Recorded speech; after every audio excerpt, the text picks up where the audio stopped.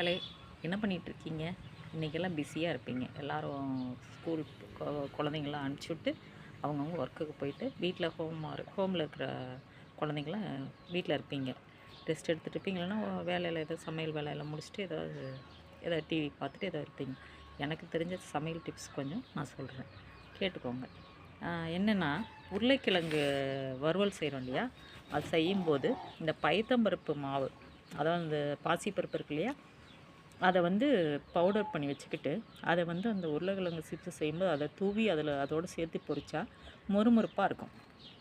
அடுத்த டிப்ஸுங்க, இட்லி பொடி அரைக்கும் போது என்ன பண்ணலான்னா, கருவேப்பிலை இருக்குங்க இல்லைங்களா, கருவேப்பிலையை சேர்த்து வறுத்து அரைச்சி பொடி பண்ணி சாப்பிட்டா ருசியாகவும் இருக்கும், முடி நல்லா வளரும், கண்ணுக்கும் நல்லது, நல்ல ஜீரணமாகும். அடுத்தது வந்து இட்லி மாவு நம்ம ஆட்டும்போது இட்லி மாவு தயார் செய்கிற அரிசி ஊற வைக்கிறோம் இல்லைங்களா, அந்த அரிசியை வந்து சுடு தண்ணி, அந்த வெதுன்ற தண்ணியில் ஊற வச்சு அரைச்சோம்னா இட்லி வந்து பஞ்சு மாதிரி இருக்குங்க.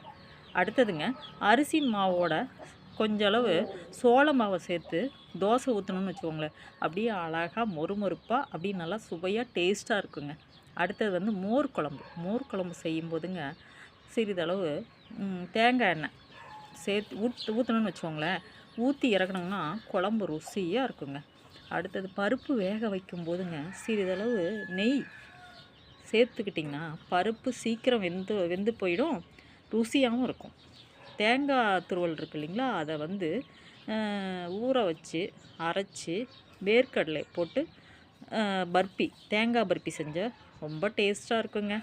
அடுத்து முள்ளங்கி சாம்பார் செய்யும்போது முள்ளங்கியை வந்து எண்ணெயில் போட்டு வதக்கி சாம்பார் செஞ்சு சாப்பிட்டு பாருங்கள், முள்ளங்கி டேஸ்ட்டாக இருக்குங்க.